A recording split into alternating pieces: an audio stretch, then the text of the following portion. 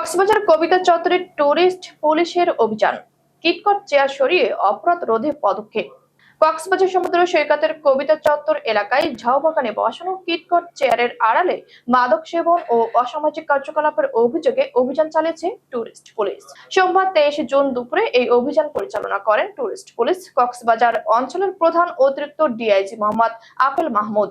অভিযানকালে অতিরিক্ত ডিআইজি জানান, পর্যটকদের নিরাপত্তা নিশ্চিত করতে আমরা নিয়মিত অভিযান পরিচালনা করছি। ঝাউবাগানের আড়ালে অনেক সময় অপরাধীরা মাদক সেবন ও অসামাজিক কার্যকলাপে লিপ্ত হয়। এতে পর্যটকদের নিরাপত্তা হুমকির মুখে পড়ে। এসব কার্যকলাপ থেকে সৃষ্টি পরিস্থিতিতে ছিনতাইয়ের মতো অপরাধের ঝুঁকিও বাড়ে।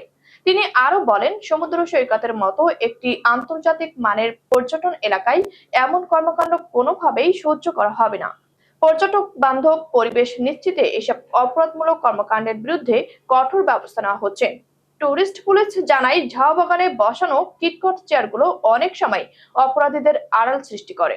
এজন্য এসব চেয়ার সরিয়ে ফেলা হয়েছে এবং ওই এলাকায় নজরদারি আরো জোরদার করা হয়েছে। টুরিস্ট পুলিশের এই উদ্যোগকে স্বাগত জানিয়েছেন স্থানীয় ব্যবসায়ী ও পর্যটকরা। তারা মনে করছেন, এই ধরনের অভিযান নিয়মিত হলে কক্সবাজার আরো নিরাপদ ও আকর্ষণীয় পর্যটন নগরীতে পরিণত হবে।